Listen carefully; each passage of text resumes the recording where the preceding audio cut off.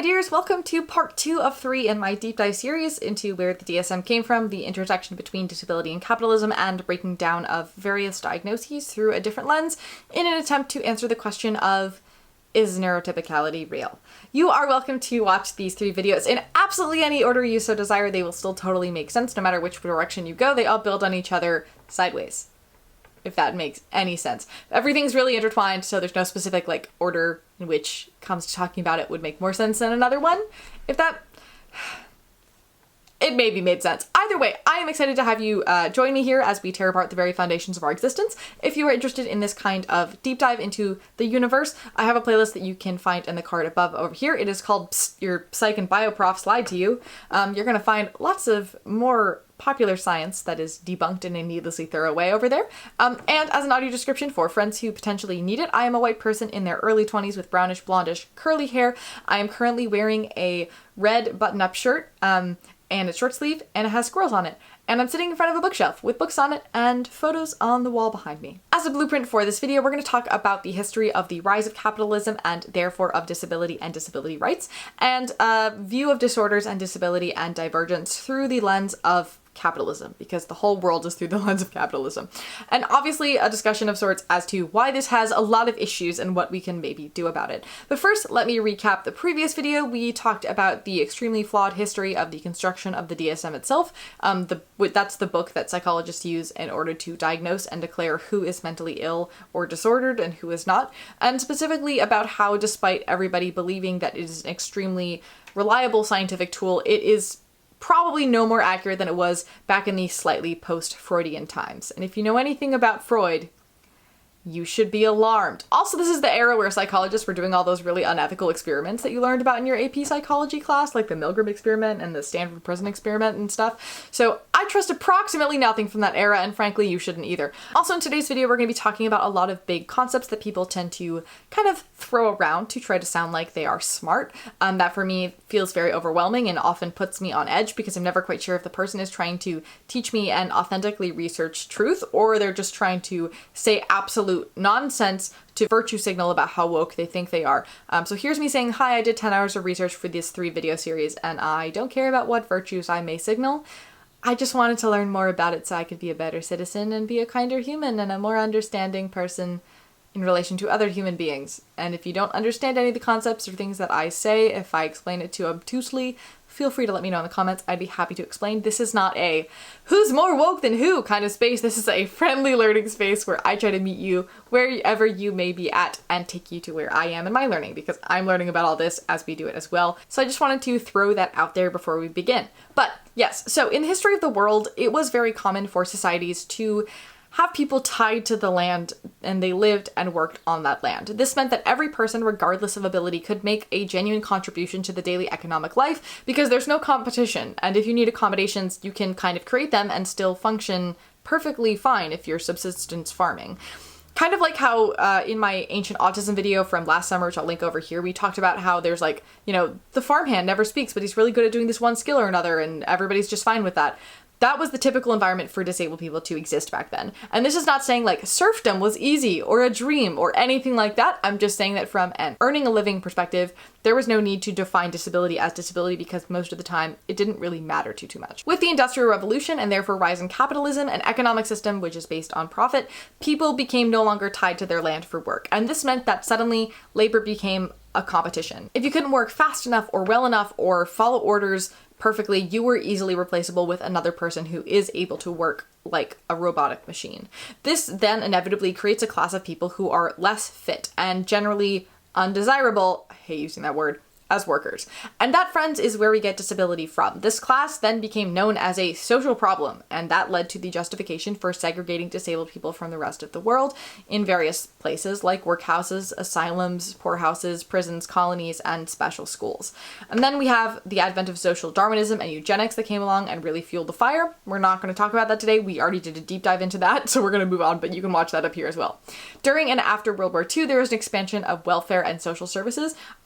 I would assume this is due to a combination of the Great Depression happening right before World War II, also lots of housewives who'd never worked before in their lives were losing spouses and sons in the war, and disabled veterans were constantly returning. So we need to support the disabled people because they're veterans, you know? And also probably some other economic stuff that I don't know anything about because I don't know anything about economics. But I'm going to go with the social stuff. That makes sense. Also the fact that the president for the Great Depression and all of World War II was secretly disabled. So that probably also had something to do with it as well. But anyway, expansion of welfare. That meant that there was an increased provision of social services throughout the country and the world as well, and it also meant a greater attempt to regulate the lives of recipients of said benefits.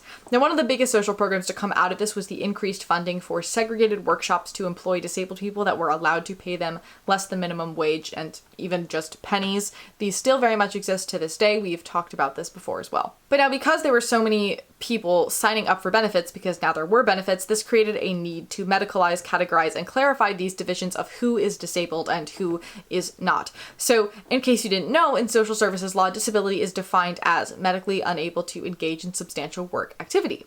Also, studies have shown that the definition of disability in cultures all over the world narrow in times of crisis because there are less resources available to support those people who potentially need those resources. Obviously, this does not mean that the actual disabilities go away.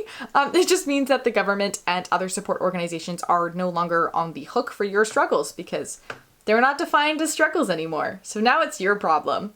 But now what has this done to industry? It's socially legitimized means of avoiding, hiring, and or retaining non-standard workers because, well, they have benefits now, and it morally shifts the cause of supporting them onto poverty-based grant and welfare programs. This obviously perpetuates poverty for this group of people because they can't get jobs. But companies can be like, well, it's not the fault of the disabled people not being hired at the company. It's the fault of the grant programs just being bad enough so that these people can't live on them, which is true. It totally is. We're going to get into that shortly. But also, we deserve jobs. Generally. And the root cause of workplace discrimination for disabled and non-standard workers are in an accountant's calculator of present costs of production versus potential contribution to future profits by the worker. AKA, is the extra time, work, accommodation, etc. that we put in place for the disabled worker really worth the extra profit that they're going to make at the end of the day? And obviously, usually the answer is no, and therefore we don't get jobs. Not only does this serve as a way for businesses to, for lack of a better word, get away with not hiring or retaining disabled workers, but it also adds the added bonus of making normant, or non-disabled people, just straight up terrified of becoming disabled, and therefore that ensures for them a reliable workforce that's going to continue to work hard, not become disabled, which is horrifying, but also makes a lot of sense at the same time. But don't worry, we profit from disability too. Don't you worry too much. Fun fact is that it's not fun at all, but disabled people are worth more to the GDP. That's the all the money the country makes in its economy thing. We're worth more when we're occupying a bed in a home or a hospital than just living on our own. And while we're fighting against institutionalization, because every human deserves to live in their own home and have their own personal space, this is being profited off of in its own way as well. Now, what I find interesting is how capitalism is now trying to profit off of divergence. I think that we've all seen the articles like, neurodivergent people are a positive addition to the workplace and therefore worth the extra cost and energy it takes to putting them in there, and how basic difference is now being reframed as monetarily beneficial. And this is effectively taking the more palatable versions of difference, appreciating it as difference on the surface, and then actually trying to figure out how we can take that and assimilate it into the capitalist hostile culture that we have going on, which will someday probably change the definition of who is and isn't disabled to make the group of disabled people smaller because we wouldn't consider mental illness a disability anymore. But anyway, back to the history of welfare expansion. The idea that businesses were no longer on the hook for not hiring disabled people and therefore the government funding was on the hook didn't sit so well with the government because they don't want to pay money for things. And so according to a lot of politicians, we don't have enough money to be spending on people who are living on welfare, who can make lives for themselves even though society doesn't let them do that. So when the Americans with Disabilities Act was passed in 1990, this gave the perfect scapegoat of sorts, kind of. According to the act, disabled people now have equal rights, so therefore it is now actually their fault that they're unemployed, and so we can deny life supporting benefits because it's their fault that they don't, yeah. So disabled people can't even feel safe on welfare, and it's great. And if you're wondering what the ADA did to unemployment numbers among disabled people, they stayed pretty much the same before and after the ADA was passed. Like, no difference, and no average economic improvement for disabled people either. But what are these benefits that we speak of? Do they contribute to this issue? Yes. Yes, they do, because they haven't been updated since 1989. So the maximum amount of benefits a person can receive per month is $794. That is less than half of the US poverty level. And on top of this, the individual cannot have more than $2,000 in savings or assets at any time. And if they're married, the entire household cannot have more than $3,000. And for a frame of reference, your average electric wheelchair costs about $3,000. So a disabled person can't get a job that doesn't make them more sick or disabled, but also cannot possibly live on social services benefits either. So while it has become normalized in most capitalist cultures to see disability as an individual medical problem and a personal tragedy, because it's easier to swallow that, oh, maybe I'm defective and society's fine, rather than accepting that society is also a disaster where we're forced to compete in an unfair race to earn the right to live. The phrase earning a living is just and it's very clearly the problem of the people in power, not ours. And to which I give you the quote from one of my arts textbooks of all places: any definition of disability is already a political statement. And we can see this societal creation of capitalism reflected in the rise of mental illness diagnoses and treatments. We're told that these things must be labeled and cured, and we need to do that on our own and pay for it on our own, when in reality, capitalism is what's making everybody sick to varying degrees, and it's causing the mental illnesses in the first place. It takes neutral traits, and it makes them look negative because we're just in the wrong environment, because we're not built for this environment. It punishes authenticity, and it brainwashes us to conform for survival, and this oppression gets stronger and stronger as time passes because more people want power, and we see these mental illnesses worsen and become incurable. And on the other hand, mental illnesses are also used by those in power to reframe their own terrible, horrible, very bad, no good actions as biologically inevitable. Mental illnesses are also weaponized against us. Dr. Jess Taylor has a really great book called Sexy But Psycho about how, quote, psychiatry relies on the framing of normal trauma responses as abnormal or disordered thinking and behavior, and how some of the most powerful and wealthy women in the world have been destroyed by men accusing them of being mentally ill when they step out of line. Doesn't that reveal the power of psychiatric diagnosis as a form of control? And now we'll talk about the function of the idea of neurotypicality in the next video, but I would like to mention that there were psychiatric diagnoses that were created to call rebelling slaves mentally ill. That was very much a thing. Homosexuality wasn't removed from the DSM effectively until 2013, and the mythical ideal of feeble-mindedness led immigration policy in the US that is mostly still in place and has yet to be repealed. Also, we have sterilization laws due to feeble-mindedness. This isn't the first time this stuff has happened, and it's not going to be the last.